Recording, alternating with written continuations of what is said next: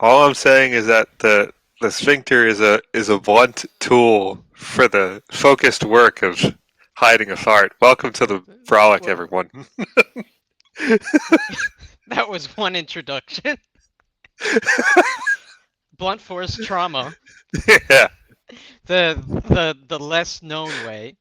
All right, for the other introduction, you're listening to the Brolic. This is a New York history podcast inspired by the Dollop, where I, Hall of Fame inductee to the BX 9, 10, and 3, Evan Mastronardi, read a. I remember to say my name. I always forget. I'm always a rando. I actually remembered this time to introduce myself.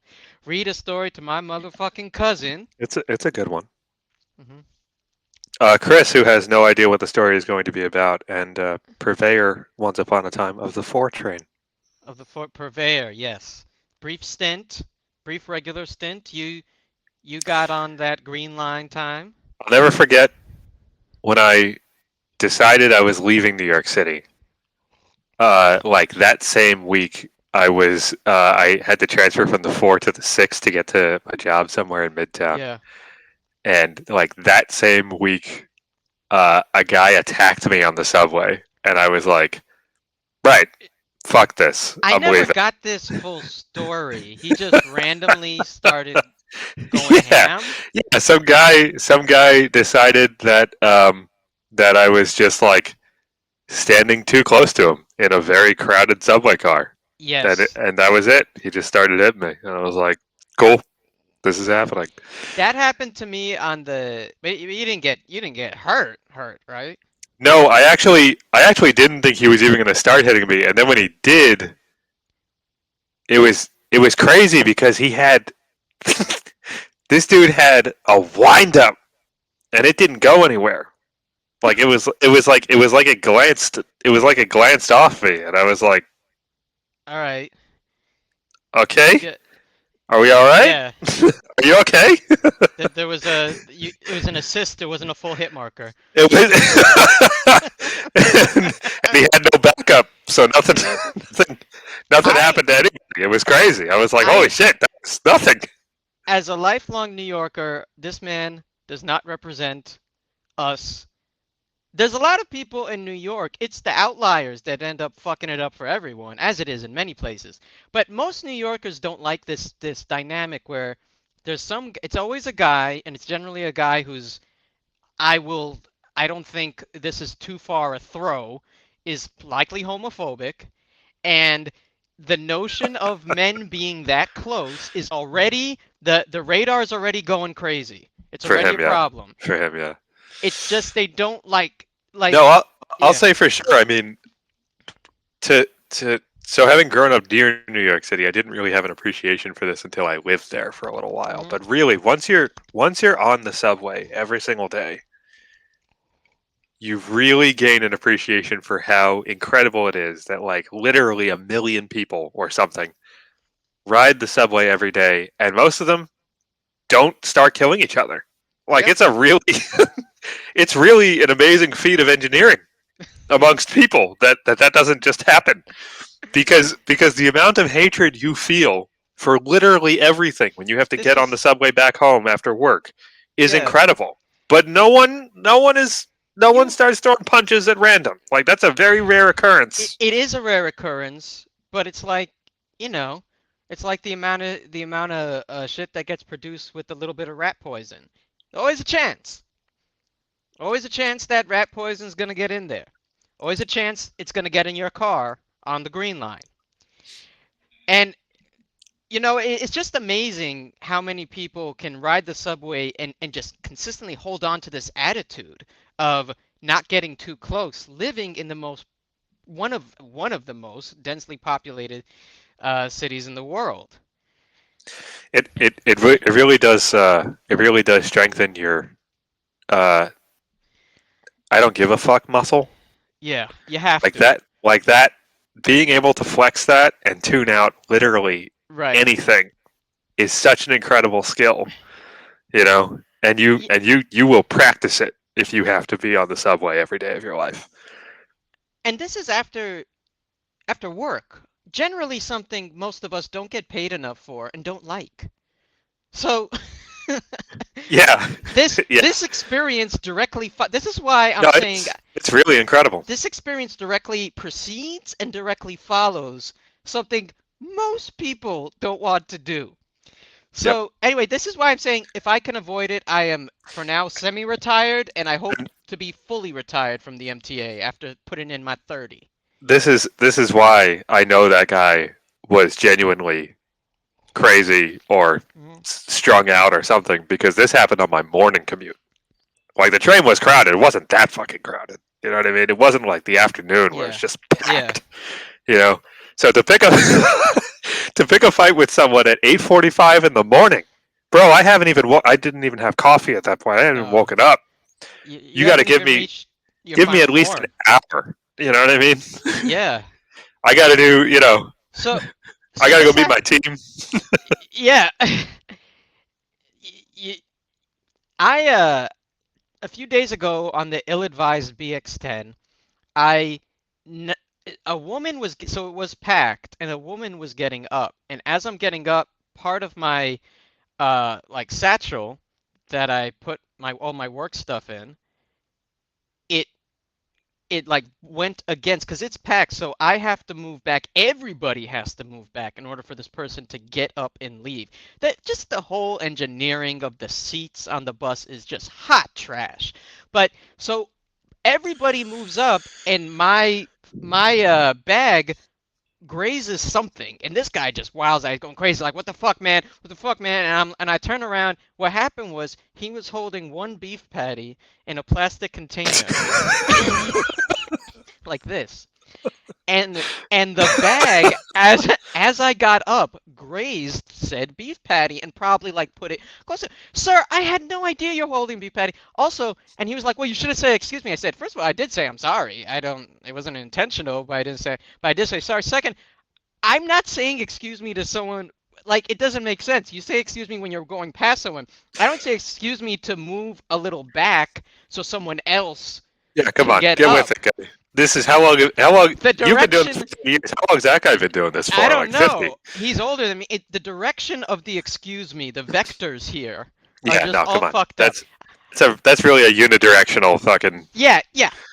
Anyway, we could add a bunch more, but let's go to who we're sponsored by today. Today we are brought to you by the Ak. Oh yeah, The the Ak. Who's the Ak? The Ak when you're coming home late from a concert, night on the town. just got just got assaulted by someone on the subway for Just no got fucking reason. The ox got what you need. the Ox got what you need. He's there. He's always gonna be there for you and 17 other people at god awful hours of the morning. Some of them doing hookah in the bodega, and he's gonna get to each one of you and give you what you need: a fresh sandwich, get a Snapple, get a Get honey that chopped bun. cheese. If you want to get the chopped cheese, you can get that. Uh, get an oatmeal pie, and you know you're on your way. And you could just end on a high note. So for the arc being consistent, that's what we're brought to you by. Yeah, and we are featured on the All Things Broke Comedy Network, It where doesn't exist. broke motherfuckers. Yeah, that's why it's broke, and as our as is your boy. Um, so and that's where we're hosted for now. Taking it so far. Yeah. All right. 1972, the year of Uh, our Lord. what a great year! I believe the pairing with most oxygen was lead in the air. Still in 1972. Lead, asbestos, and asthma. Lead, asbestos, and asthma. The 1972, the year of our Lord, Optimus Prime.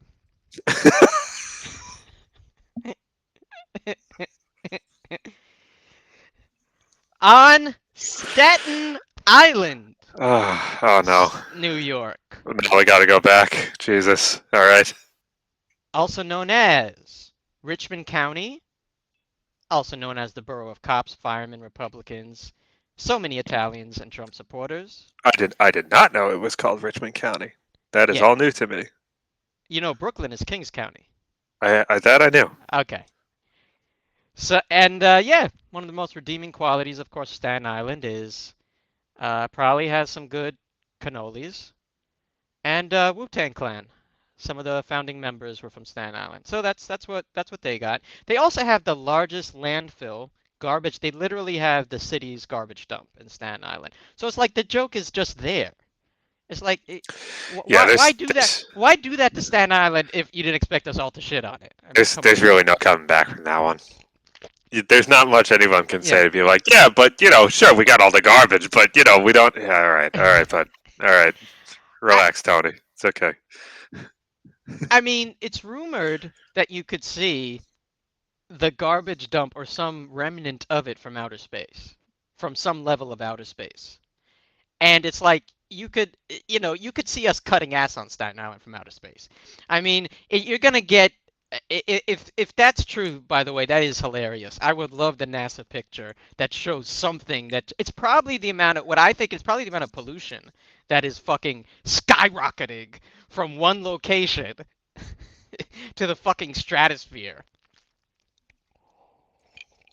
I don't think I'm looking. I'm finally looking at Staten Island for one of the first times ever on a map, Hmm. and I don't think I ever realized how big it was. Oh yeah, it's But it's but really, third third largest borough, I believe. I don't think I've ever. Anyway, it really is incredible how it looks like it just needs to be a part of fucking New Jersey. It should, and we'll just take Yonkers, but that's a whole other debate. So a young reporter named Geraldo Rivera is looking for his big story, and he finds it on Staten Some Island. somewhere in the dump on Staten Island. Well, it's gonna get real dumpy in a second. So he finds it because he decides to expose Willowbrook State School for the mentally ill, Okay. Oh, good. which was Okay. which was rumored to have absolutely horrendous conditions. It So yeah, go this ahead. is before. Let's see. Reagan was the one who did away with a bunch of the asylums, right? And a bunch of these forced uh I Like must say psychiatric forced wards. imprisonment. Yeah, forced imprisonment in psychiatric wards and stuff. Well, this one, I think there's a bit of a variety. Generally, people were admitted by somebody into this one. Sure. So this could be like one of those troubled teen kind of It's well, no, that's something else. The people no. who Okay. were in Willowbrook needed legitimate help. I actually have a relative, another Italian, not on your side Italian, but on the other side Italian, who is in the documentary. I don't know if it was Geraldo's. I think it was a later one because his son was there and he helped to fight for better conditions. So Geraldo decides that this is going to be his big break. He's going to do this expose on Willowbrook State School. He hears these rumors, and then Geraldo gets a call from a Dr. Michael Wilkins who works at Willowbrook. He's saying something's going on in Building 6, something terrible.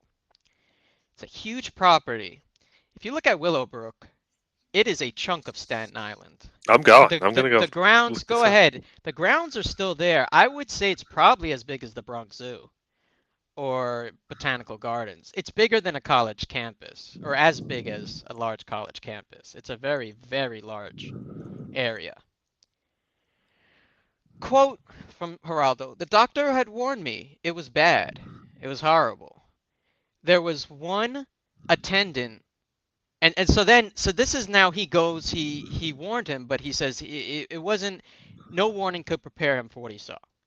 What he saw was this. There was one attendant for nearly 50 severely, and at the time this was the word they used, but we don't really use it anymore, retarded, children. Nearly one attendant for 50 people who have very, very significant problems. They were lying on the floor naked in their own feces, which is something that I Okay. So don't even want to get, yeah. this is becoming like torture camp This fucking is conditions. between torture, neglect, abuse. It's a mix of all of them. Okay. And they are screaming. A lot of them you could see are very malnourished. Like you see when I tell you where I get this from at the end, uh, it's worth a watch, but it's very very tough to see.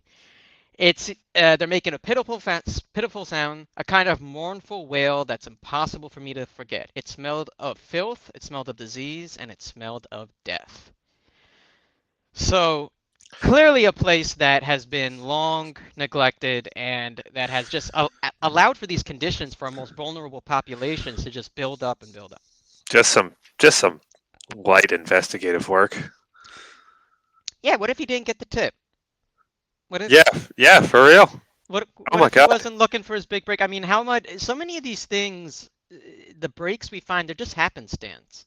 Same thing with like the cold cases. It's basically like you hear a detective say, "Well, I decided to care. Yeah, I decided to give a shit. I decided yeah. to like 20 years later try to help this family and I opened a box that had very relevant evidence that nobody seemed to open."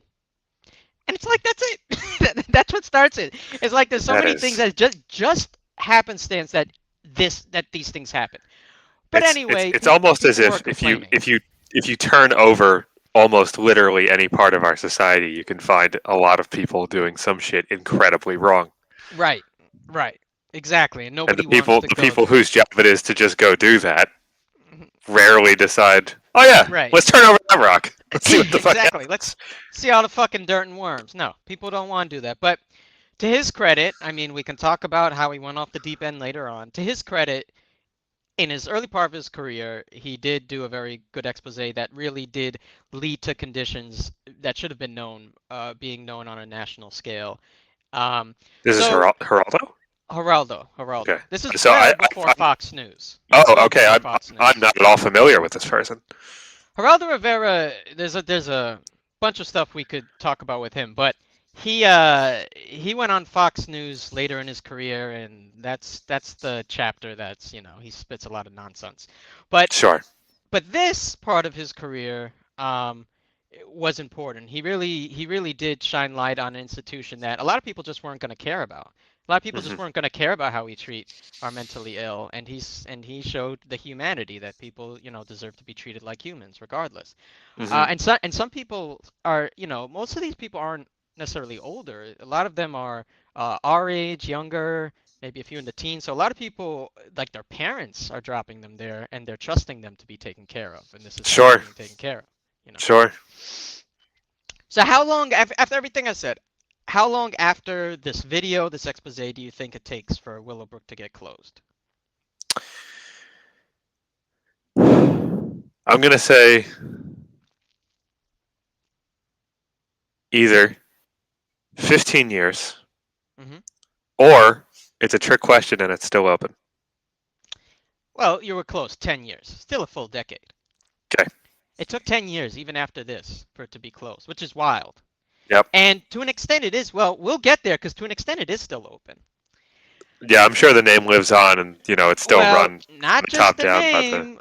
yeah, Many here we're getting into it. Many patients were transferred to group homes. Some were left to fend for themselves, which is wild. It's like I here you don't go, how literally how.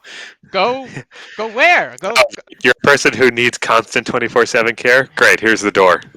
Some Brilliant. of right. Some of them did have family units. Some of those family units may have deteriorated, or the family's no longer involved. Who knows? Yeah, So I mean, one of the things that struck me about what you said about the population here is that, like, I mean, if you're the parent of someone who needs help, that does not stop just because you, the parent, get older and die. Right? So right, right, someone who is incapable of taking care of themselves needs help forever. right, right. Right? And so I imagine a lot of people drop their kids off here expecting that their time was probably coming to a close and their kids would need to be taken care of for in Hmm. perpetuity, right? Because there's no what else are you supposed to do if you don't? None of your other family really signs up to take care of your kid, right? Right, for the rest of their lives. And And probably not prepared to do so, even if they want to help, right? not So even it's if they don't have these disabilities and issues would they want to do that, let exactly, alone someone who needs like the 24/7 care. Yeah. exactly. So this is oh god. Okay, so we're in for this is going to be a heavier, heavier Yeah. episode. Great, Yes. so good. So they're out here fending for themselves, but what that meant to some of them was they only knew one place, at least Sure. for a long period of time, or they really got accustomed to one place and one routine. So a lot of them never left. And that's why I'm saying it's still there, it's just not operative. It's abandoned is what it is. Mhm. Willowbrook State School is abandoned. And some facilities are knocked down here and there, but there's enough that they were still living there just without the care. Without any they Oh didn't my get good god. care. They didn't get good care before, but now they're getting nothing. No, So a nothing. lot No. of them, and there were tunnels and there was all this. It's There's just tunnels. there's Why are there tunnels. tunnels? Tunnel schools don't need tunnels. Guess whose school has a tunnel? Mine, the one I work at. Both of the ones I worked at. Okay. Well, that doesn't sound like a great idea. Why? It's not. Well, the only reason when it's good is that if it's cold outside, you want to get between buildings, but it is not maintained well. A lot of it has to do, at least in Lehman, because of the army. Because Man, the army used to have a base or a training exercise there. Anyway, so out of this population in this abandoned area that used to be Willowbrook State School for the mentally ill, the legend of Cropsey is born.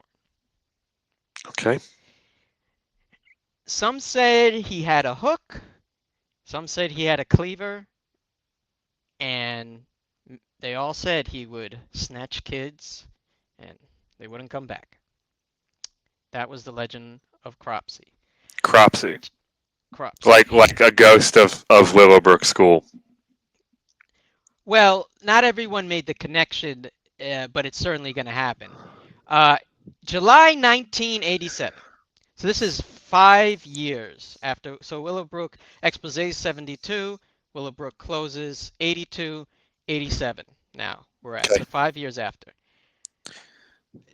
5 years Willowbrook's closing. You have this unregulated situation with the patients. Jennifer Swager, a 12-year-old girl with Down syndrome, is missing. So all of Staten Island is organized searching for her.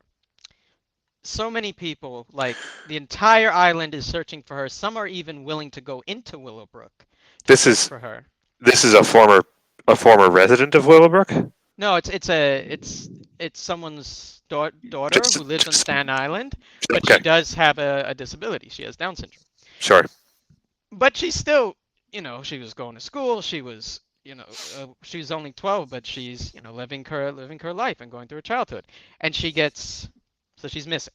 And everybody's looking everywhere for her. They're looking through. Staten Island has so much fucking forest. Like, Again, I really did not. I really didn't even notice that until I opened it on the map a second ago. so much of it is like not a good place you would want to be alone in. No, no. Especially with people who don't get held accountable when they fire like 67 bullets. If I'm Jesus fucking Christ. If I'm not mistaken, Staten Island, uh, the Staten Island parks have a really long history of being some of the first and largest ever set up in New York City. Probably Like because there's less I, development. I think I don't know what the name of this park is, but in the center of Staten Island, there's a tremendous amount of green area, and there's like a golf course, and whatever. There's a river coming in from a sound out to the west part of the island, and all that from the bay. And I believe La Tourette. I believe La Tourette Park is really really old in the history of New York. Like I think it was set aside early. I forget though. There's my one bit of New York trivia that I actually fucking know. Okay, that's all right. Well, it makes sense because so much of this land is just unoccupied Yeah. and vast and trees and forest and just ways for people and things and like secrets to get fucking lost. Yep. So everybody's searching. The police generally don't want them to go into Willowbrook, the search party, but a lot of them do because they are starting to make the connection that, you have a group of people who it's kind of like what we have now in New York City. It's scary for everybody because you have groups of people who are mentally ill on the subway and you feel bad for them because they need a place to be. But everyone on the subway shouldn't be getting the secondhand effects of that either, which can be violence and fear and you know, unpleasant experiences. So this is like that, but just so blatant. You are just taking a wrecking ball, crushing a facility, at least partially, leaving some of it open and say, good luck, Yep. and figure it out. Yep. So Andre Rand, who was an orderly at Willowbrook, he helped out a bit here and there, not like a nurse, but helped out with things and did maintenance. Becomes a prime suspect in this case because he had encampments. He lived in different encampments throughout the forest after Willowbrook stopped being operative.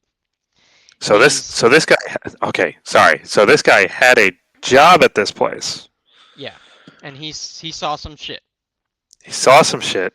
Mm-hmm. It closed down.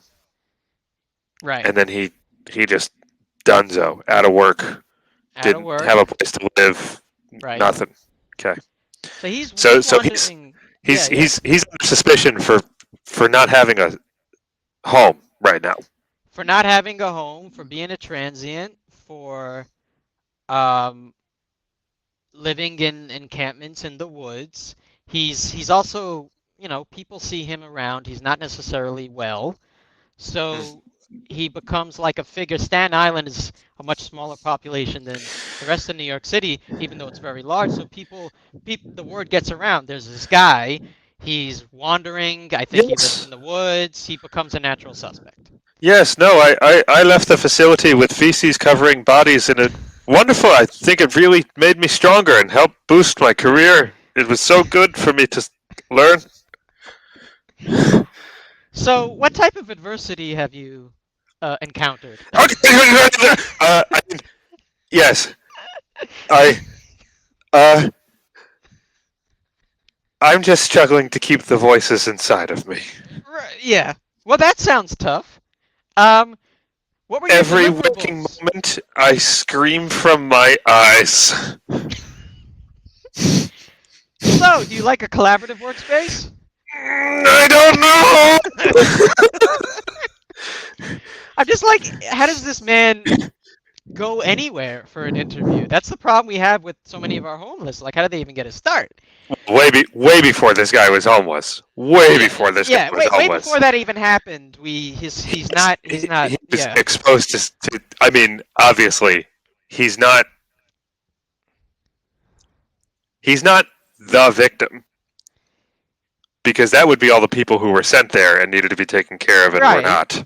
But he experienced trauma. But he is a victim for sure. Yes. Yeah. Exactly. So he becomes prime suspect, but there is something that does sound kind of suspicious. I mean, it's natural I understand why people would look to this person, this character, but you can't make assumptions, and we want to find the right person. But then, sorry, I gotta say, do you ever think about how crazy it is that the only thing separating you from being just absolutely insane is like, thank God you don't have to walk past a dead body or two on your commute in the morning. Yeah, like every day. Like this guy. If this guy was ever normal, he got fucked up because he just saw. It's like that Bill Burr joke where like Bill Burr's got this joke about how like You ever driving somewhere and you see like 30 people on the sidewalk and you just think to yourself, like we're gonna run them all over? And it's like that. Like the only thing separating you from the 6 o'clock news is just like 5 degrees on the steering wheel. On You know what I mean? yeah. That's And what this is. Like this guy, for all we know, there was a day where he was normal, and then one day he walked into work and he saw 35 fucking people covered in their own shit and a dead body, and he was like, oh no, and that was it. He was gone forever. and then we said fuck 5 degrees. We're doing fucking 98. We're making a right turn and then some. So yeah, I mean, you're right. When you've been exposed to this, and we hate looking at sources because sources are messy. We're talking about under the rock. Finding the source of the problem is messy. Yeah. It's not quick.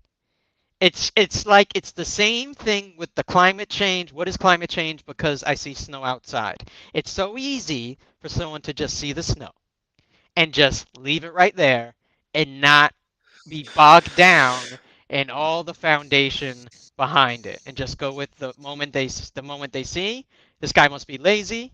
This guy must have had opportunities and just been lazy and squandered them. That's it.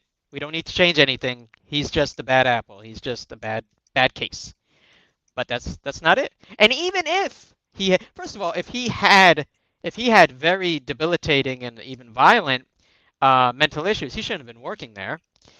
Yeah, for real. I mean, now, I know for a fact in the 70s, ain't nobody was thinking about that shit. well, we're gonna get there because Mr. Rand did have an accusation.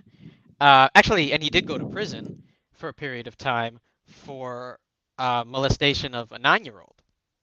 So he does have a history, but that wasn't necessarily known to the public. But when the police looked at his record, he did have that, and he had. So you mentioned that there was something suspicious about him. What you were Yes. talking about was his absolutely insane criminal record. So there's that, and also he was spotted. So a neighbor said that she saw him and the girl who was missing, or someone who looked like the girl was missing, two people who looked like them, walking together, including her bike, a bike that she had. Now, one day, a cop is going to ShopRite. I'm serious. This is how it started. This is how the sentence started. I was in ShopRite, and I see Mr. Rand, and I think he like says hi to him or like makes small talk or something, and he's like, but it's like, and we know we're investigating you, like something that just odd that you shouldn't probably do. And then as he's leaving the ShopRite, he sees the bike in the parking lot. The bike that the witness thought that she saw him with, the bike that was supposed to belong to Jennifer. So then they hold him. That was enough for them. Plus, then later they find the record, but that was enough for them. They hold him for all this circumstantial stuff. But then he's released because of lack of evidence. So he's on their radar, but they didn't have enough evidence to keep him. Okay. So what they did was they put him on notice. Yeah. And the thing that's weird though is, and you mentioned this, is like clearly no one did a check because he's working with not just adults but likely some children at this institution who are more vulnerable than anyone. So he was still allowed to work there. Well, and this is the other thing is I know from one of, I don't know if I ever mentioned this on a previous episode or anything, but one of my favorite podcasts is Last Podcast on the Left. Yes. And they talk a lot, of course, about serial killers and stuff like that. And really, one of the things that they talk about, they pick up on the more stories they cover is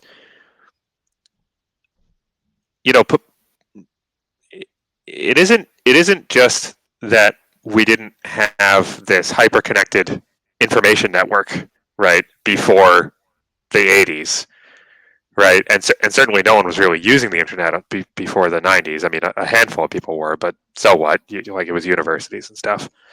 Um, it's not as if a lot of police departments like spoke to each other. Like there really weren't very many ways of relaying information back and forth and getting it to the people who needed to know it, or even knowing that there was a person who needed to know it. And I think that seems to have cut in on a lot of, like, if you tried to report something at one police station, and as we've discussed, you don't always have the best of luck doing that, right? It's you have to land on someone who cares, Mhm. right? Just because you have someone who is clearly a suspect in a crime, possibly a killing, let's say, right? And just because they're known to the public and known to officers doesn't mean that information is going to get to all the places where Right. we know they're going. You know what I mean? Like, sure, you can try to look up another police department yellow books, but it's like, man, that's not really all that helpful, right? Like, you could go through an operator, maybe. It just used to be really hard, and of course now we have this problem where law enforcement have overcorrected and they talk to each other way too much, right? And like all this information is otherwise benign information is shared between police Right. officers, and the collection is out of control and no one talks about it, right? But for a long time there, especially when forensics was in its infancy, 70s, the there wasn't even, it's not even that forensics was hard to come by, it's that communication was hard to come by, right? And so no one knew, like no one has any idea who anyone is. That's just the way the world was.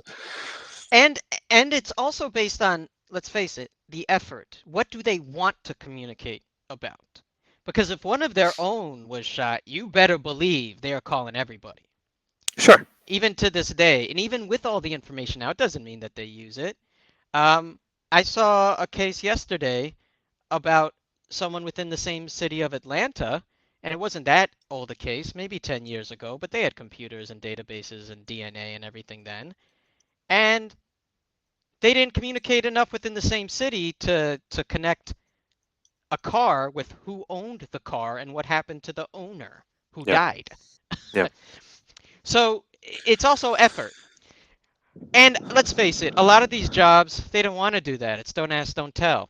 Especially at this time. They're hiring people probably for a shit wage, as long as they want to just have plausible deniability. But that's not really the case when you're Oh, you supposed to mean be for the due diligence. caretakers? Yeah. Yes, yes. Yeah. I mean, There's they still would probably be able to tell what his record was and what he should and should not be doing, but they probably want to pay him less than minimum wage or something like that.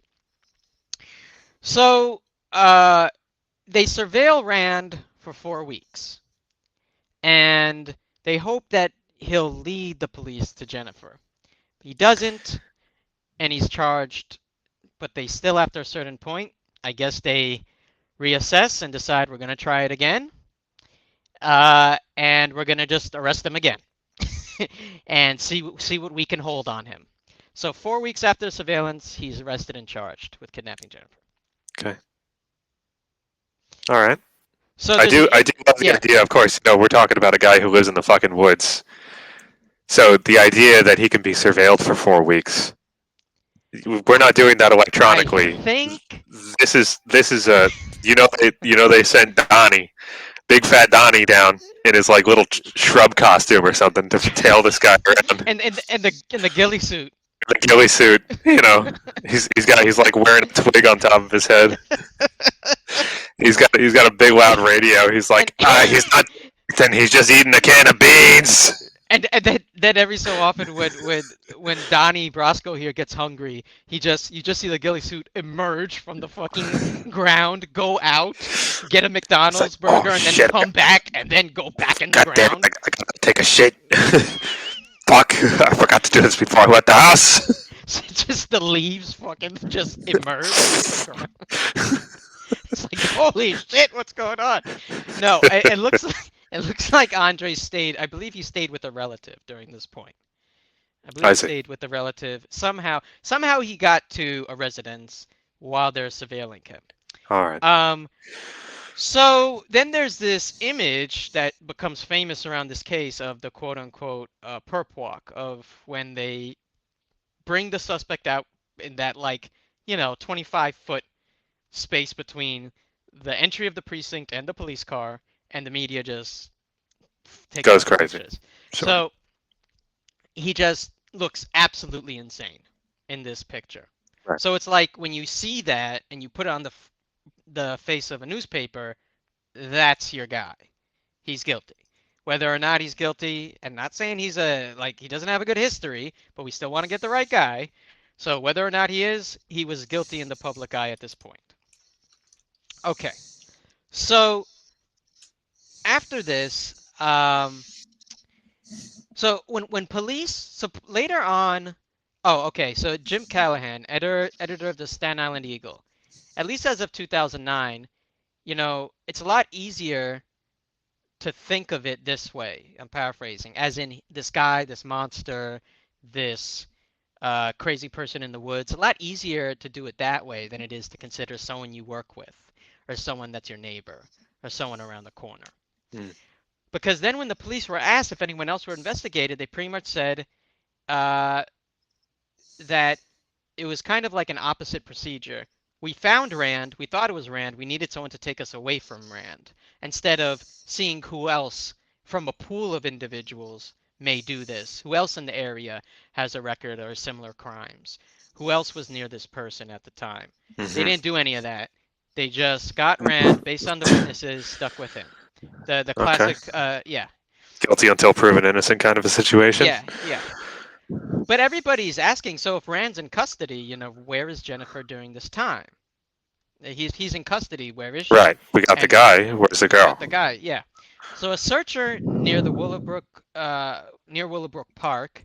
So there's like the institution, there's the broader park, and then there's the forest. So if you put the institution, the park, and the forest all together, this is just an extremely vast space to search. Huge. Huge. So a searcher near the park. So they're still doing searches. They're still looking for Jennifer. The searcher in the park finds clay and dirt, and that's clearly something that is not natural to Mm. the dirt. It looks like it was put there, and thinks it should be investigated. It looks like someone recently patted it down, and it was revealed that yes, it is Jennifer. Okay. Jennifer was found 150 yards from Rand's campsite. So Okay. things are piling up. Things are piling up. The DA, Not, however, had no not looking good for Rand. not looking good. Uh, DA had no physical evidence. Evidence was witness testimony circumstantial. So ultimately, he was convicted for kidnapping, but not murder. But but Jennifer was not the only kid that went missing. There were four other children. Denise Jackson, 4 years before. Hank Gafforio, who is 21, and that was 3 years before, but he was mentally 15. Holly Ann, only 7. Holly Ann Hughes, 6 years before. And Alice Pereira, which was 15 years before, all this before Jennifer. So Hmm. some a decade, some only a few years before. All of them were either developmentally children or actually children. And all of Hmm. them had developmental issues of some kind. Hmm. To this day, none of the bodies have been found for any of those people. So Andre Rand, it's 2004 now, and Rand has spent 17 years in prison.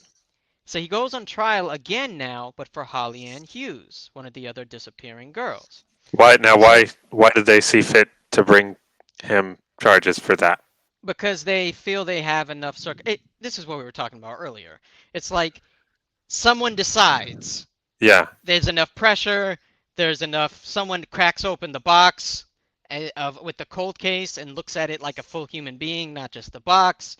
There's like all these reasons why, and a lot of them just end up being, oh, we felt like it.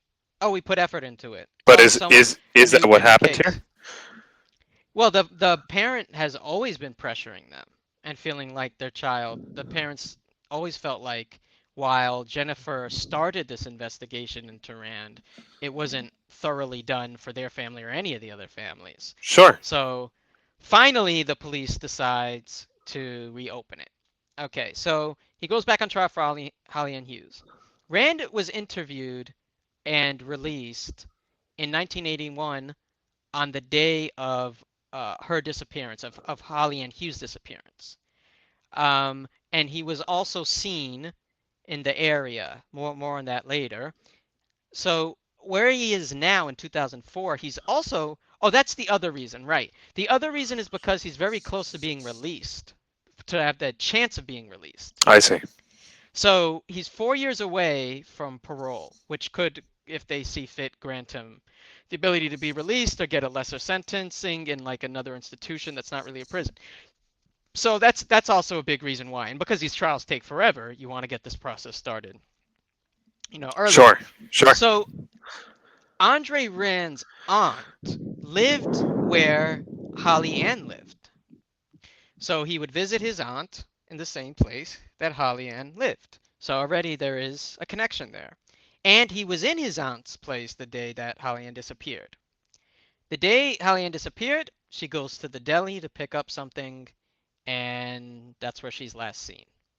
A witness says Holly Ann apparently was a nickel short for soap that day. That's what the witness remembers.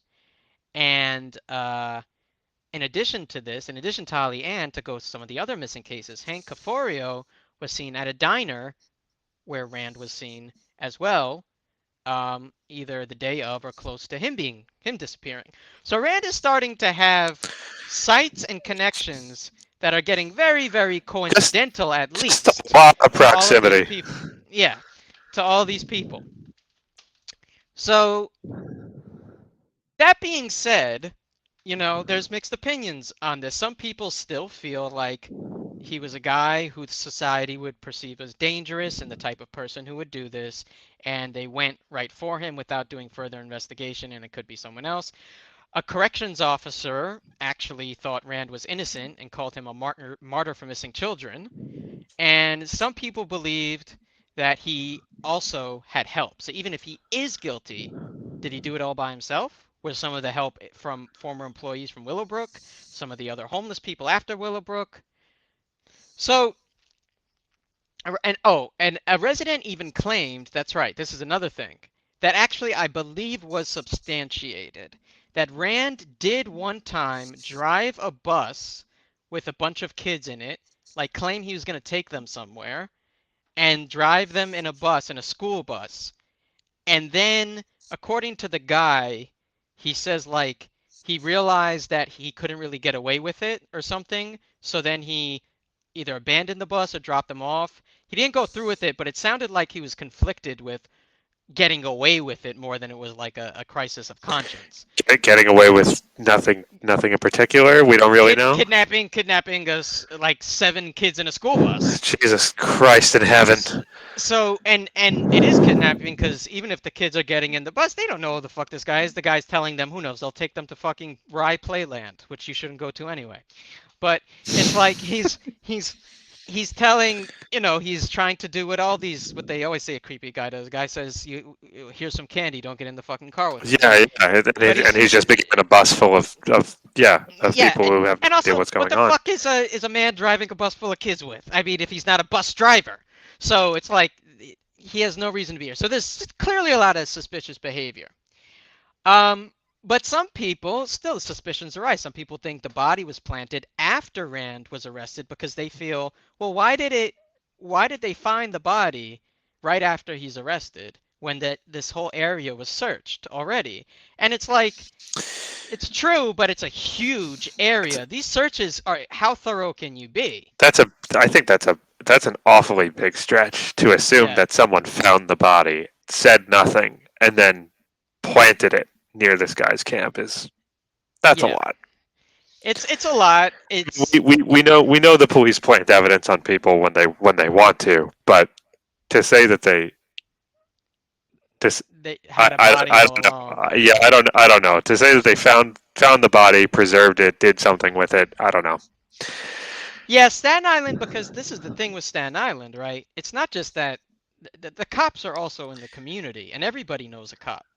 It's like this is the type of the police. Someone would leak that. The police And are Staten Island. and also, I mean, to the point of them Someone would have being, would have gotten out. yeah, and to the point of them being the community, that's kind of the goal with a more modern approach with policing is that it should be to begin with it should be people who live here, Right, right? right.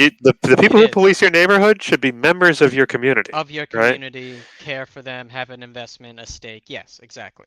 And so yeah, I'm I look, I mean, we can talk at length about evils committed by the law enforcement population, um, but that feels a little bit fringe to me. The idea that they would go through with something that complicated when they had such a creepy guy in Yeah, custody already. there's a high risk there, and also like I say, whenever I see searches of these enormous, not searching a house, not searching a building, but searching just such a vast area, are you gonna notice Yeah, are you gonna notice a patch of clay the first time? Maybe not. looking for shit in the woods is already. I mean, A patch of it, clay is also what they found. It's not like they found her hat. They right, found a patch of clay. right, You gotta really look at something a lot of times. yeah, and if you've ever been out on a trail somewhere and then kind of suddenly lose, if you make a lot of choices on that trail, it's very easy to suddenly lose your sense of direction and Right. realize, oh, I have no fucking idea where I came from. So that's that's just finding where you have been, let alone looking for something suspicious in the middle of all that. That's quite hard, I think. Yeah. So but these theories arise, and there's always people always still love to theorize. Sometimes it's People valid, love and conspiracy theories. yeah, and sometimes it's there's substance there, and sometimes there's not. So some people think, yeah, some people also think, I mean, and this part I think is worthy of looking. Well, there's other people in the woods too, and if they were in the known area at the time, and I don't, and were near his campsite, I mean, it could have been someone, one of them could have helped. Could he really have done this all alone? A friend of Hollyann also claimed, this is more evidence for Rand, that Rand put her in, or tried to put her in his Volkswagen and offered her candy.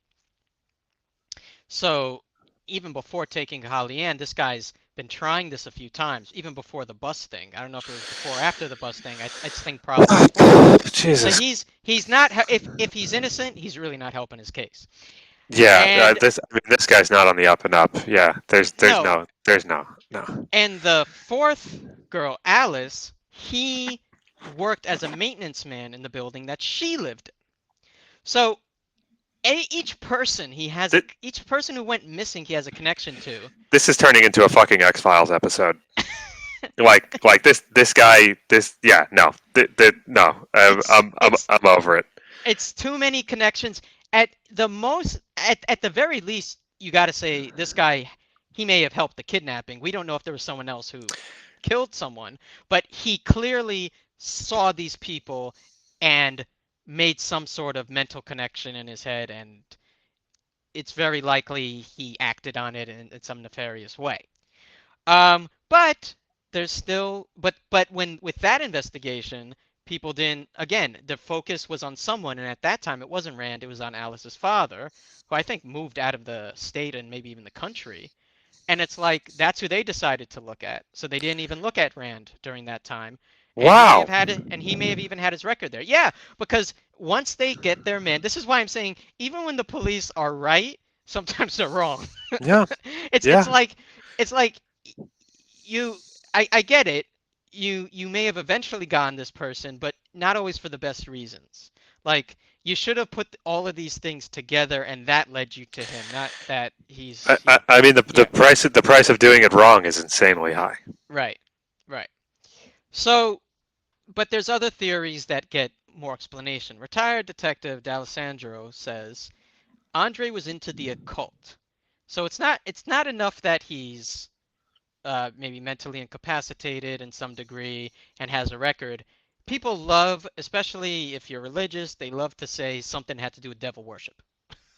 They Yeah, just I love mean, they love tying it to that. in the 80s in particular, we had the whole satanic panic going on. So Yeah. how true is this? Was he actually into the occult or no? There was so we'll get into it. They did people claim to see evidence of occult ceremonies in the woods.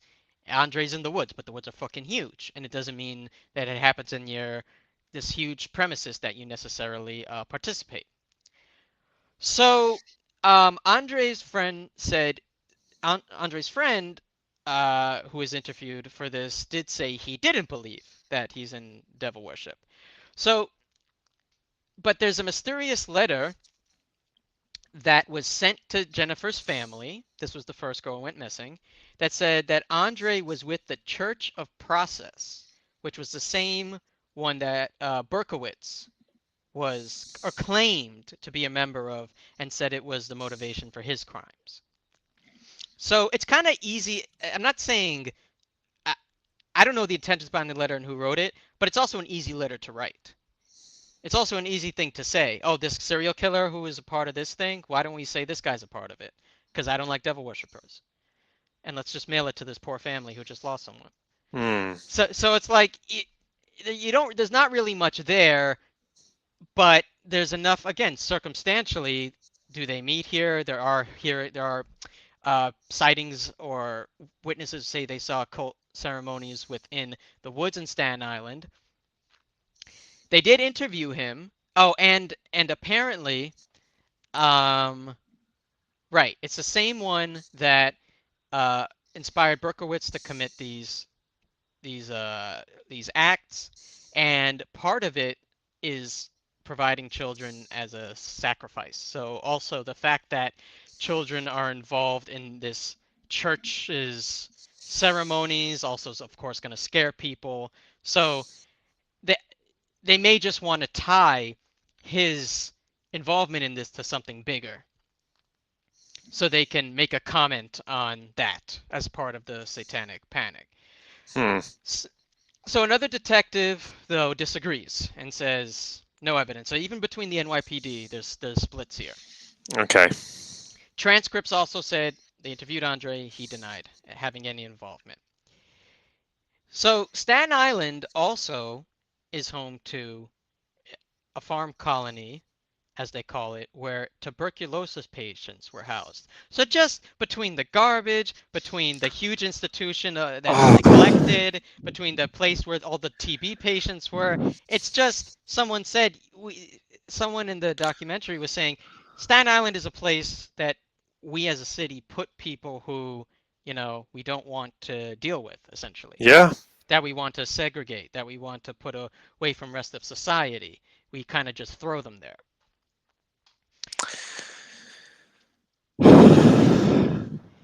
So they investigated the And all the colony, cops chose to live there. and all the cops chose to live there.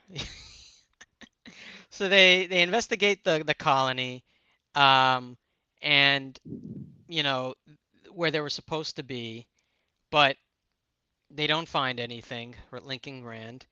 Now, while all this is happening, Andre is corresponding with the documentarians, and he's writing these notes that write to a conspiracy. Of course, he's not going to say he's guilty, but he's talking about, a grander conspiracy from the police, from people on Staten Island, but he's not responding to their request for an interview. Okay. They want to interview him. He just keeps writing them these letters that are all over the place. So the cops also wanted to interview him more, and he sometimes would agree. They would drive up there, and then he would say, "Actually, change my mind. No," and then they would not go inside. What a fucking troll. But that's the power. That is the power you can exert from prison. You don't have much other power, so you're like, "Hey, I can make people drive all the way here and then send them back." Yeah, I guess so. That's what I could do. So he keeps writing notes, keeps writing notes. We also and they look further into Andre's past. Andre's mom went to a state prison for the mentally ill in Pennsylvania. So he's already starting off not on the best foot. And they say that the specifications of the size, at least, I don't know as much about the conditions, but the size, the specifications are almost identical to Willowbrook. So where he probably went as a kid to visit his mom is a facility built almost exactly to the same dimensions as Oh Willowbrook. no, that's see, that's the kind of shit that freaks me out. We can talk about the paranormal stuff all day long, but it's like the mathematical coincidences. Man, that shit Yeah. scares me. Well, to me, it makes sense. It's like this person is drawn to what they're familiar with, and unfortunately, they're familiar with a certain type of mentally ill Oh facility my god. that is a certain way because that's what they know. Oh my god. Oh So my god. so this is in Pennsylvania, but he ends up. I forgot how he ended up in Staten Island. Which is in and of itself a mental institution. um, so they try to so they go to Pennsylvania, the documentarians, and they want to interview Andre's sister. And the sister is saying that she's tired of him because he was always some type of trouble with her, and she thinks that his letters are just manipulating them. He just wants to play with you. Yeah. And then suddenly he started quoting scripture as Yeah. well. As and Yeah, he just the mark of a known stable person quoting the Bible. yeah. Yeah, that's quoting the Bible amidst conspiracies that like are written both horizontally and vertically and in boxes and different sets of handwriting. So anyway, and I unless they're rationing paper, which maybe they are in prison, but you could probably write it so anyway, it doesn't have to be logical. So there's a reverend in Pennsylvania who housed Rand after he was released initially way back when for Jennifer's disappearance. So Rand went back to Pennsylvania where he's from. I guess he knew a reverend somehow, and the reverend housed him. And the reverend, you know, he got a lot of shit from the community. Everybody heard about what happened, um, and they thought Rand was guilty. He thought the house was even being bugged and surveilled, probably with Rand being in there. Yeah. But the reverend says Andre confessed to him. He says he confessed and he felt that the parents didn't want those kids because of their disabilities, and the world needed to be cleansed of kids who had those conditions. So, Andre, if you're still innocent, you got a whole brick wall Oh of my shit god. to get off of because it's not looking good. What's finally prompting the Reverend to say this? The documentary investigation. But the documentary investigation is happening in what year? 2009. 2009. That's a year after he would have gotten released. So if he was paroled. So if I'm understanding this correctly, this guy was Yes. put in prison in 87? And then forget. or he was jailed at least. He was arrested and jailed and then released because they didn't have anything to pin him on. He runs to a different state. Yeah. It's not like New Jersey, like, oh, I'm across the fuck. No. He goes from Staten Island to Pennsylvania. Yeah. Gets to a priest's house for like a week. That's the only person who will take care of him. Confesses to that guy, who does not kick him out. He says, "Hey, man, like, look at all the God." Don't. I already said what I said about quoting scripture. Don't get me started. I know. Don't. And and doesn't get kicked out. Nope. And then for what 20, 30 years, the Reverend says absolutely nothing about this guy. It's confessional. In fact, no, not just to fuck around. There is a legal. See, the legal part of confession and just like therapy and whatever you say is about past crimes. I mean, it's about future crimes. Past crimes are technically still privileged. So he could have chosen to come forth, but privileged. They may not have. Yep, between you and your lawyer. No, and a therapist and a priest. No, priests count. Some of these people are mandated reporters. I I think that he could have That's a thing. volunteered it. I think he could have volunteered it. I'm just letting you know what the defense would have done. If we're talking about, I don't know when mandated reporting became a thing, Uh-huh. but if we're talking about a child disappearing or otherwise befalling some harm due to a crime that someone admits to, if you tell a mandated reporter that, it doesn't matter. It's not privileged anymore, right? But They yeah, are they're required by law to say something. even for a past crime, and even if it's like a therapist, Yes. because I always thought the law was that if it's a future crime of someone else or harm to yourself, then you have to report it. But if it's a past crime, you don't have to report it. Because this person, he's talking about what he already did. And that's Yeah. including all four children. Well, no, You I know? look, I don't think a random ass priest is Yeah. necessarily a mandated reporter, Yeah. right? And But and def and not in 2000 and it actually when he did 1987. Yeah. maybe in the interest of like following his fucking religion or something, or just being Yeah. a decent You guy, think? You you think? you could tell someone like, hey, look, I'm not really supposed to do this because like man of the Right. cloth and all that shit, but let me tell you something about this motherfucker, right? Yeah. Exactly. There's kind of lives at stake here, right? Mhm. Because if he walked, no one knew if this guy was going to walk or not until he finally got thrown in jail under apparently quite dubious Yeah, evidence. I circumstances mean, in the not first that place. dubious, but like Well, it was dubious in that they kind of ran into one here. It was like some of the suspicion may have not been. yeah. Yeah, Until yeah. someone noticed a bit of unkempt dirt in the fucking woods, no one knew that this guy was going, and he could have just No, been no, back out there. yeah, he could have been, and and this guy could have probably said something. So, oh, by the way, the Reverend's last name is Musket. I said, don't get me started. Don't. So something, because a musket in 2009 is still very useful, right? A musket. The thing that takes 2 minutes to reload and is like from the fucking uh, eighteenth century. No, not 18th. Yeah, 18th century. No, 17th century. If we get on the 2A argument now, we are never finishing this fucking episode. Okay. Well, anyway, I just had to put that. So, um, Reverend says he confessed, and the detectives, and like exactly, he's confessing on the documentary camera. I don't even know if he went to the police ever with this afterwards, but probably there's somebody watching the documentary. Oh, you can't hear it? There you go. Okay, nice. Oh, you can't. Probably there's someone. Imagine someone that actually gave a shit about the case is watching the documentary, and they're like, "What the fuck?" Yeah. Thank you. Yeah. Imagine. No, really. Imagine the fucking trauma all the other families must have gone through when they saw Yeah. this, right? And they were, oh yeah, no, that guy told me everything he did. He's a piece of shit. Oh, thanks, bro. Like that's I, cool. I love when they're like, "I've been waiting for you." It's like, oh, you can pick up a phone too and call. He didn't even say that. Yeah. He didn't say that this time. But I mean, anyway.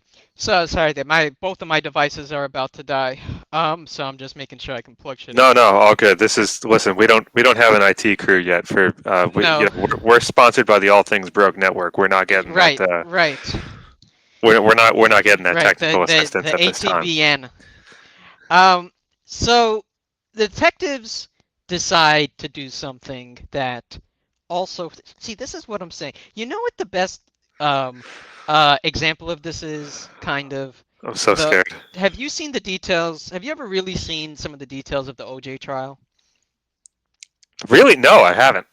So one of the things that really fucked up the OJ trial is that cops. I'm not okay. I won't say all. Many cops are white supremacists, and many cops, in their home especially, aren't going to give a shit about showing it. So one of the cops that was involved in OJ's investigation was like an out and out white supremacist, and he had shit in his home that was like, I don't know, like KKK or neo-Nazi shit, and that alone would color the lens of how you do an investigation. So even though most of us know OJ's guilty, the guy who is in charge of this, it's like you got so many you got so many shitty And people and here this that disc even when someone is guilty, Even when someone is guilty, if you put one of these shitty people with the guilty person, it's like, well, there's so much shit going around. And so this discredited the investigation into It OJ. was part of it. It was part of it. The defense also gets a lot of flack, and to some extent, rightfully so, for not doing a good job. But I mean, it's like that doesn't That is help. really no. If I mean the prosecution, not the defense. If I'm the defense, I'm loving that shit. I'm like, he's had what? Yeah, no, really. There's some. I'm saying this more and more these days. I'm afraid I'm starting to sound like a broken record, but man, Yeah. some games are not about winning. They're just about not losing, and Right. that is a game Right. that you just don't have to lose. Right. Just don't do that. Just don't. I mean, yeah. So anyway, as I charge all my free equipment from the All Things Broke network, get one of these babies back.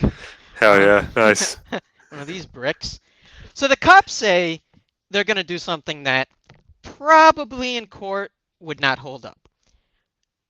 Guess what they decide to do with Rand? I'm guessing they bring in like a fucking medium or something.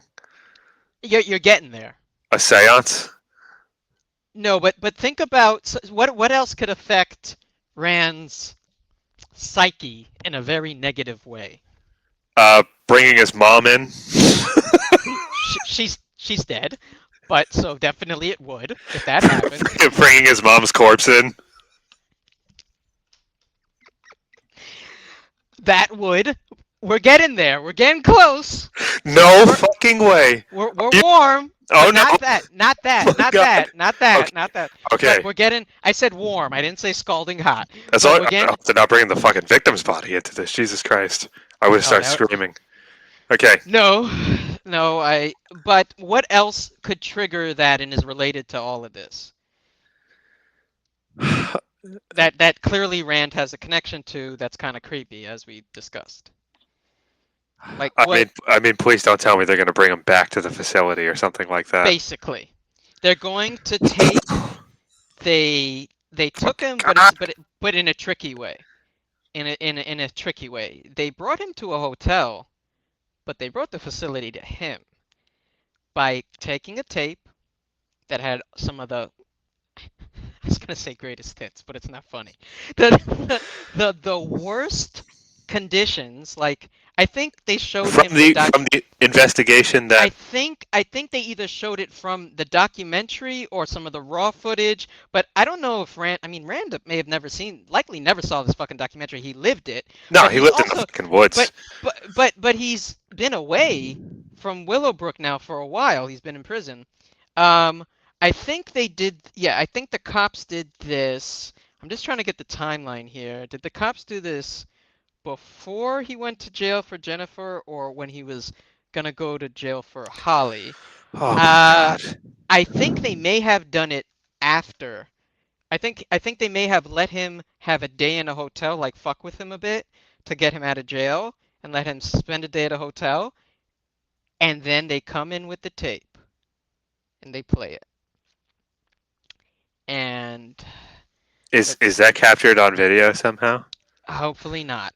So Andre started to say how horrible it was there as he watched it. So basically they're putting him through a traumatic experience and hoping that he will reveal something through this mental state of just trauma. I don't even have a joke for this. Yeah, it's regardless of what the man did, this is really fucked up, and it likely would not stand in court. So detective showed him the Willowbrook video with the hard conditions. Andre started saying how terrible it was, and then and this is when you said this earlier. I'm like, this is gonna come back. He says that he was a victim too, which is what you were saying earlier. That he says, people forgot that we were victims too of this as well. And then but I mean, eyes. this guy's been fucked up for ages. So Right. there comes a point where I mean I know this is fucked up, but it's not exactly flipping the empathy switch for me, man. This guy's fucked. Yeah. He's done way too much shit for me to give a shit about him being uncomfortable now. Yeah. But so while this happens, he's starting to emote. He's starting to reveal things. So the detective's thinking he's gonna say something. He's starting to rock back and forth, screaming and shit. Okay, here we go. I think he actually did start. Bro, that actually wrote that. He I'm started to I'm rock sure back no and forth. because dude, I just read a story today Yeah. about this famous lawyer whose name I'm now, of course, forgetting because we're on mic. Uh-huh. Famous personal injury lawyer. Don't get us started on personal injury lawyers Not again. Salino and Barnes. Not Selena and Barnes. It's not that. Okay. Murdow, who Mm-hmm. killed his wife and kid probably, Well, and Christ. Okay. and Mm-hmm. and they start playing a video that the son like took a few minutes before he was killed or something in Holy court, shit. like to Oh my prove that God. the son was where they, you know, and the guy, the suspect or whatever, um, Murdow, he just starts like rocking back and forth in the middle of court, and it's like, yep, that's what fucking happens when you stress people out. They do Yeah. that a lot, Yeah, violently. especially when they've tried to put a mental block on there, they have some crazy association that they won't say, but their bodies will. So that's what happens. They want a confession. They don't get a verbal confession, but he starts his eye. They say this is straight out of X-Files. They say that his eyes rolled all the way back, and you see the whites of his eyes.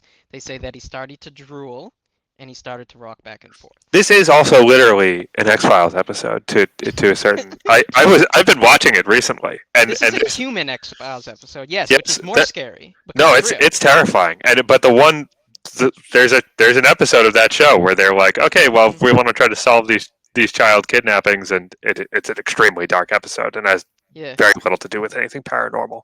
But they, you know, yeah, this guy's like, well, I'll tell you, but you got to let me out for like a day first, and then play my fucking game, and maybe this right. is different a little bit, but Yeah. I mean, Damn, I gotta watch that show again. Yeah. oh, dude, it just blows my tiny fucking mind every time. He didn't speak again for days Yeah, after showing that. He was basically mute for days. So, I mean, yeah. to what extent I think he's guilty, but to what extent is that a confession? Right, like you basically just triggered the guy's PTSD response Right. from Right. having to watch some of the worst human conditions humans can produce for each other, right? Uh, I feel like not speaking after being reminded of that for a couple of days, like taking an involuntary vow of silence, is probably a normal person's fucking response there. Well, definitely someone that has, And he's like issues that are, schizophrenic or something. Yeah, yeah, and issues that have been unaddressed. So, but all of this together and then putting that man back on the stand, 25 years to life. He will be 93 when he would be eligible for parole. His defense still believes he's innocent, did he and did that, he did yeah, he crack on the stand or something? What happened? no, they just presented all the coincidences I told you, and they probably talked about his reaction to the video, and they put it all together, and he got 93, I look. I'm not and, going to and he got complain. 25 years to life. I'm not going to complain because I also this is way too. The fact that he just It's appears at all the same places yeah, is like, yeah, it's too much. It's too all right. much. And then you got the For previous record and shit. for And at it's like, least the okay, bro. kidnapping. For at least the kidnapping, and if you kidnap someone, I know legally that doesn't mean you killed them, but the way if you I gotta. This is where I kind of say if you kidnap someone, you kind of put yourself in jeopardy for maybe someone thinking you did something worse. So how about we just don't kidnap someone? I Yeah, know I know that the law doesn't work that way, obviously, and it's good that it doesn't, but it's the truth. It's the reality of things. Especially if yeah. there's no other suspect, you're You fucked. you're not helping yourself here. You know what I mean? It's No, you're not you're putting your freedom in harm's way and I along mean with someone else's. the guy already right along with someone else's. The guy already had a charge. He denies it, but he could deny it because he didn't believe because his in his insane mind he believed a 9-year-old wanted to be with him. So we don't even know. So Yeah, no. exactly. So when people deny things, sometimes I'm like, how are you defining what happened? But anyway, and he's just not right anyway in his mind. So that happened. He abused a 9-year-old. He had two attempted kidnappings that are pretty much, at least the one on the bus is pretty much substantiated. Um, and there was another one in the car with the candy, and then he's near every single a location of every single person who went missing, and then we have the reverend saying there's a confession, And all of that Fucking, I in forgot in the 5 minutes since we spoke about it. This fucking Reverend Musket Reverend Musket out here firing the really fire, not through. Reverend Musket firing the bullet, and It it took not going anywhere. it took a post 9/11 world for the Reverend to fucking say something. Oh my God! Oh, there's so many crazy missing stories. We got to do because I saw this great ABC documentary that. Anyway, so before we finish, okay. So 95 years to life, would be 93 years old, is eligible for parole. Defense still believes he's innocent, and someone needed to take the fall. I'm sorry, bros. That's someone that people I, may think that way, and it's one of those things where I don't want to say a broken clock is right twice a day, but it's like a broken system. Sometimes the fucked up guy does fall into the broken system. yeah, yeah, yeah. No, Both absolutely. both And things can be true. Both things I can be true. I figure I imagine people probably still go missing on Staten Island, but I Hmm. have to figure maybe people in this guy's neighborhood start going missing a little bit less after he gets arrested and put away. And there were other people that went missing. So this is basically the conclusion. But let me say what the quote I wanted to conclude with Yeah, that this guy says. please. There was a who said it? I think it was one of the reporters on Staten Island who said, and then it's quoted by the documentarian. Urban legends are defined as such. The truth is a range of possibilities, and the audience must decide. So that is the urban legend of Cropsey. And the crazy part of it is that Cropsey Yeah, is real, and it's a human being. It doesn't need to be someone with a hook. It doesn't need to be someone with a meat cleaver.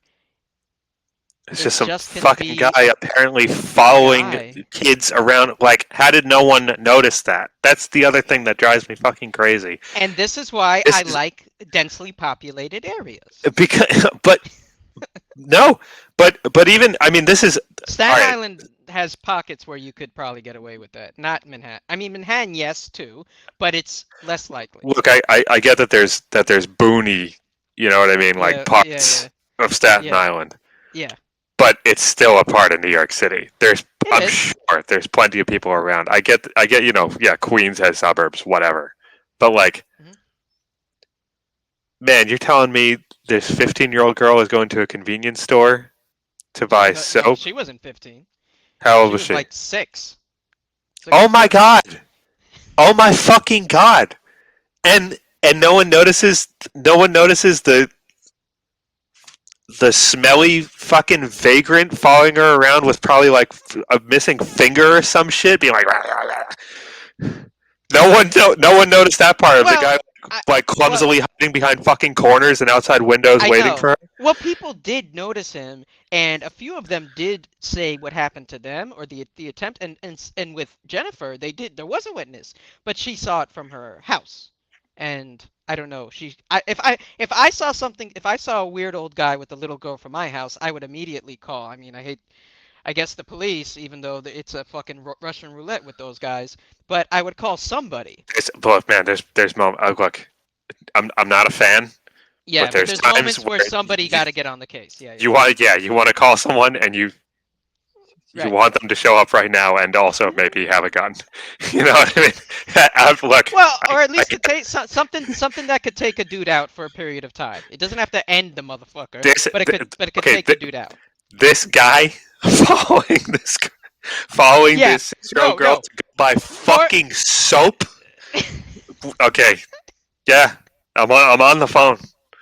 I'm on the phone. Well, that yeah, no, that was that. I mean, we're getting there's so many. That's someone else. The girl, the lady who saw something saw Jennifer with her little bike and the old guy, Right. and I don't know, maybe thought it was her grandfather. Who knows? But this guy has been around enough people, and people in Staten Island One's a knew little of girl him. and the other one is a guy who probably looks very much like he lives in the woods. Can you Google a picture of Andre Rand? Sure. And especially, well, the first thing that should come up is probably the Jesus fucking Christ. It's It's, probably it's the newspaper cover. this It's probably the. incredible close up of his face. It looks like he's pondering raw emptiness. I mean, again, we shouldn't put people in the court of public opinion, but every so often it's like Oh my God! The older pictures of him, he has the same expression no matter what point in time. there's certain times No. where the assumption is true, the cover of the book is the rest of the book.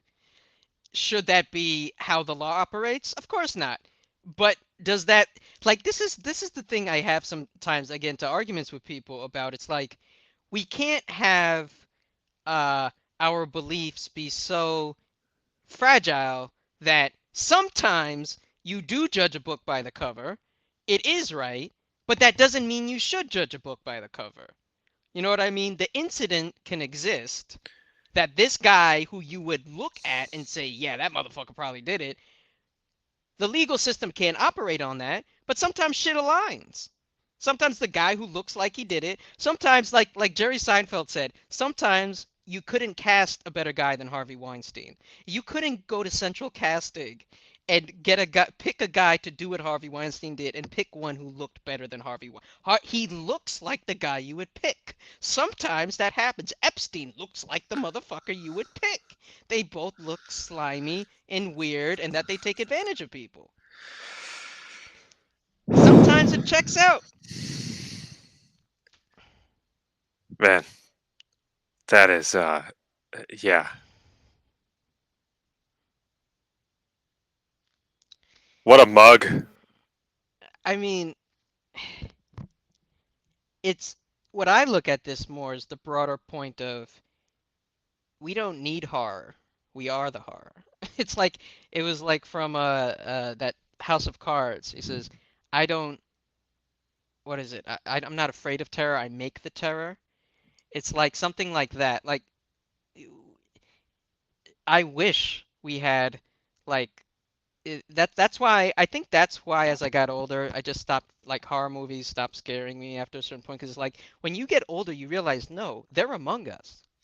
Oh, the, I the mean, the absolutely. I think the people most horror what's fans scary are. among us. Yeah, I think most horror fans would cop to that in an instant. Yeah, You know, because all all that stuff is just it doesn't matter how supernatural or weird or fictional it gets. It's always a reflection of what humanity can do to itself, right? right. But and I mean it's an interesting conversation, but no, this motherfucker definitely looks like he did some shit.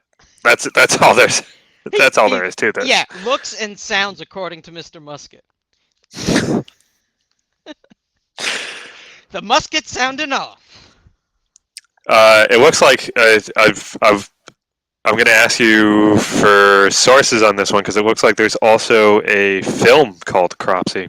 Yes. So the sources are Cropsey and also the missing ABC Missing Investigation episode that is basically on not it was on someone who got lost in all the other victims because she was an adult. Let me find her name because she deserves to have her name said. But there was another example during the time that this was happening of a woman who was an adult who went missing and it was not thoroughly investigated that maybe he was involved in this too. Or maybe it was another individual who had, was from Willowbrook. Because the crazy part is that it really wouldn't surprise me if Andre Rand is just one of many people who are so damaged by this place. And in his case, though, it was even before Willowbrook. I He mean, yeah, had, yeah, like, this guy's been fucked up for a minute. yeah. But there are so many people um, who probably were damaged by this. Yes, Ethel Louise Atwell disappeared from the woods near Willowbrook. And in 1978, so he's not arrested yet. So it could definitely be him. And her husband just, I mean, you understand why kids get the main coverage, obviously, but she didn't get the coverage she deserved until ABC did something on her either last year or the year before. But I think there's people that are missing. It's like the unknown missing. There's also people who are missing that we don't even know are missing. Hmm.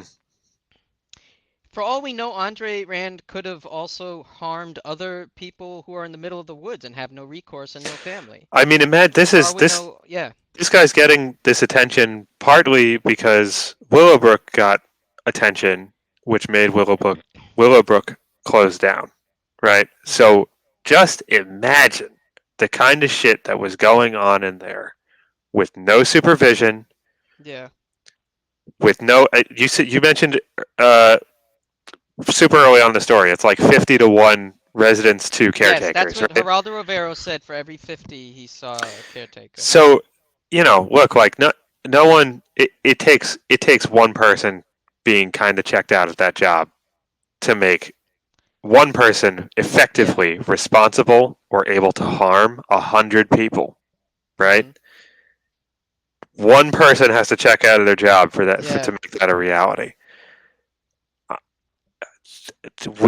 we've got no idea what this guy did while he was in there, right? We have no idea what he did, what he saw, what others who are in the same position of him did during and He after. this guy could be the reason why a lot of other people who worked there ended up leaving with more problems than they went in as workers, right? as workers, yeah. Let alone for the people who went there needing help. I mean, it's fucked up all around, and what always happens in this country is, like I said, with Geraldo Rivera, somebody it has to the stars have to align for something to happen. Like you said, what happened if Willowbrook didn't if Willowbrook didn't get closed down, if this expose didn't happen? How how Well, we much how know we know exactly what would happen because the troubled teen industry is alive and well today, and I'm betting it might not be bodies covered in feces all over the floor, but it's close, and I'm sure they have little to no oversight, and Bain yeah, Capital is still making plenty of money off that shit in Utah. So it's crazy. we know what's going on. We're just not there is no movement to solve that shit. Yeah, there isn't, but it always takes like let's say one of those teen industries, someone sneaks a phone in there, captures enough, and then I bet you there have been people who left it that I didn't hear the full last podcast and left episode yet, so but I heard part of it. But so they may have said this, but there have been people who probably talked about these testimonies. I think there's like a book written on it about testimonies, and maybe not enough people believe them, and then suddenly something's on TikTok and it clicks Yep. and it gets put with a fucking I hate It's doing it's this. it's I hate again putting a it's fucking song that's like whatever. I hate putting a song with something serious. yeah. But I have to do it because that's the only way that shit gets shared and it's so fucking annoying. Anyway, but my point Fucking is that that fucking TikTok voice too, having to share news like that. Remember that oh time no no I was that I can't. verbally abused in the That's troubled triggering. teen school. That's triggering. That's just fucking. I can't with that. I will take any song over that. I will take fucking Ted Nugent over that. But anyway, but like that's what it takes. And someone puts it on TikTok, and like, oh shit, they were right. The troubled teen industry is abusing fucking teenagers. Shit. And now it can trend, and now people can make money off of the expose. So I gotta give Geraldo credit. I gotta give the guys. Okay. Let me give the documentarians credit because Yeah, this guy this actually, guy who for did my this own benefit, I would actually love to write down the it's a things good. that you mentioned here. So I'm missing gonna watch these. the ABC one is just 45 minutes, and that's missing. It's just called Missing, and I would watch all of. They're all very good, and it's crazy how many people. And it's only New York City too, so one of them may become Brolic stories, but they. It's amazing how. I mean, I hope if we ever get any more attention, we could bring more attention because so many of these cases need the attention, and like I said, it's just gonna somebody needs what is it gonna be? Somebody trips over a box and realizes that there's evidence that they should have opened years Yeah, ago. It's ridiculous. yeah. So anyway, I'm glad. So the missing ABC's missing is like 9 episodes, and also Cropsey, which was made in 2009, and the documentarian is he did two that I really like. But I don't want to say too much about what the other one did because I do want that to be a Brolic episode. I'll keep an eye out to avoid that Yeah, if I go looking for these. yeah. Just don't look at the other ones he did. So lots of thanks to Barbara Branaccio and Joshua Zeman, though he's the one that is in. He's in missing the episode about um, Ethel Louise Atwell, and he also did this one, and he does another one that I'll do later. But he's a good documentarian, Hmm. and oh, I completely forgot to include this. There's one funny scene in Cropsey when they're looking for the alleged occult Oh, you mean that ears. box of evidence right there? They, they're Oh wow, I looking. haven't opened that one since 1981. Crazy. Let's go take a look. Yeah, there was a quote in one of these. Not that I don't think it was the one for Ethel Louise Atwell, but there's a quote that literally sounds like that in one of the episodes. She goes to a cop. She calls a cop and he says, "I mean, could we have looked at the surveillance footage? Yes, we did not. Should we have?" It's like I guess so. In Wow. hindsight, it's like, bro, what do you, this woman? I think she lost. I forget. Unfortunately, I forget if it was like her brother or, but it was a family member, a close family member who was killed, and and it took them like years for them to look at. I think it took the expose from ABC for it to even be seen that they looked at the Oh surveillance my footage. God. And the guy's answer is Jesus. basically, we had a lot of cases. Okay, but then you can't fucking say you have the army because the NYPD is a fucking army. So if you got that many people, if we're gonna brag about it being an army, we got to say we can do our diligence with these cases because that's why we have so many people. We have so many police officers. Um, but yeah, Oh uh, my God. Joshua Zeman was in the ABC expose Cropsey, and he did another one that I want to look at. But yeah, Cropsey is real, and he has the same blood and genomes and And he's cells, and he's going to be just in like the jail rest of until he's us. 93. If he gets paroled at 93, but yes, and if they can't tie anything else to him in the interim. Well, I guess we got to hope someone looks at the surveillance footage. Sounds All good. right, everybody. Yep. See ya. Thanks for listening. We'll see you in Fun. episode 7. Yep. Just a Sounds little like bit of fun. light listening today. Jesus Christ, for 90 minutes.